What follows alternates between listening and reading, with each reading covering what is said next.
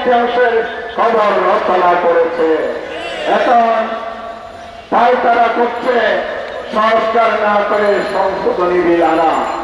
সংবিধান সংশোধন সংসদের মৌলিক কাজ, রুটিন কাজ। এটার জন্য বিপ্লব হয় নাই, এটার জন্য গণভোট হয় নাই।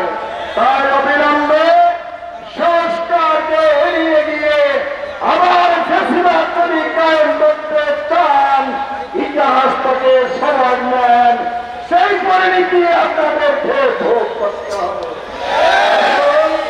আমরা সবাই মিলে রাজপথে থাকবো, যতক্ষণ দাবি আদায় করা হবে, সংস্কার সম্পন্ন পরিপূর্ণভাবে না হবে, ততক্ষণ পর্যন্ত আমরা রাজপথ ছাড়বে না।